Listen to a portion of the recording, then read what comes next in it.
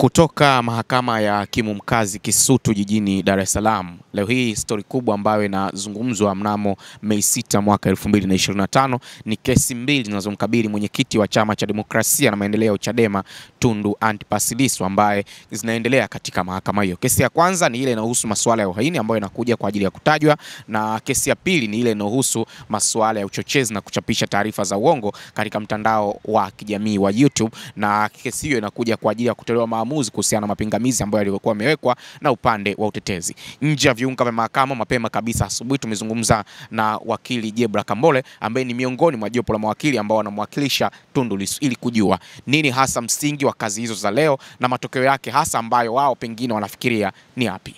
Asante, mimi naitwa Jebra Kambole, ni miongoni mwa mawakili wa Mheshimiwa Tundu Lissu. Leo mahakamani yanakuja mashauri mawili. Shauri la kwanza ambalo tunategemea litaanza saa 3 ni shauri ambalo linahusiana na kesi ambayo inamkabili ya uhaini. Kwa hiyo tunategemea muda wa saa 3 tusikilize upande wa serikali, kwa sababu mara ya mwisho alisema upelelezi hujakamilika. Tunategemea leo ataleta majibu kwamba upelelezi umefikia hatua gani ambao unahusiana na kesi ya uhaini ya Mheshimiwa Tundu Lissu. Hiyo ni shauri la kwanza ambalo linaanza saa 3. Shauri jingine ni saa 5. Saa 5 tunasubiri kusikiliza maamuzi juu ya mambo mbalimbali ambayo tuliainisha mara ya mwisho, kuhusiana na namna Tundu Lissu anavyotendewa huko gerezani, kuhusiana na haki ya mawakili kumuona Tundu Lissu na kuzungumza naye, lakini pia kuhusiana na ndugu kumfikia na kuzungumza naye, lakini pia kuhusiana na wananchi kufika mahakamani na kusikiliza. Lakini pia tutasikiza maamuzi muhimu ambayo yatahusiana na kwamba either mahakama itaendelea kusikiliza shauri hili kwa njia ya mtandao au itabidi Mheshimiwa Tundu Lissu aletwe.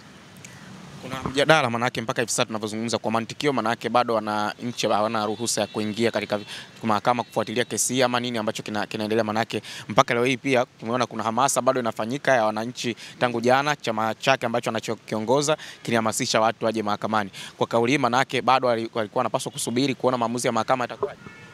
Hapana, swala la kuja mahakamani ni swala ambalo ni la haki ya msingi ya mtu. Na wananchi wanakuja mahakamani kwa shughuli mbalimbali. Sisi mawakili tumekuja mahakamani, kwa nini wananchi wasije? Kama kuna kesi inakuja na inaendelea na ni kesi ya wazi, kwa nini wananchi wasije? Kwa hiyo hakuna zuio la mahakama la wananchi kuja. Sijui kama nyinyi mmesikiza amri yote ya mahakama imekataza watu kuja? Hakuna. Kwa hiyo kama ungekuwa kuna zuio la mahakama lingezuia raia au watu kuja mahakamani, lakini hakuna amri ya mahakama ambayo imezuia.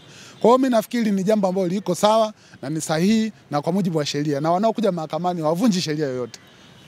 Kesi ambazo zinaendelea leo zitaendeshwa kwa njia ya mtandao ama itakuwaje? Kwa sababu amri ya mwisho ilikuwa kwa njia ya mtandao, na sisi tumekuja hapa mahakamani kusikiliza. Kwanza kesi ya kwanza ya uhaini, kwa sababu mara mwisho maamuzi yalikuwa kwa njia ya mtandao na leo yataendelea kwa njia ya mtandao.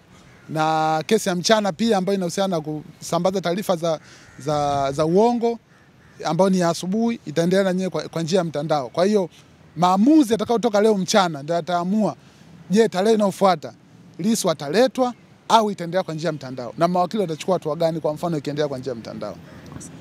Asante.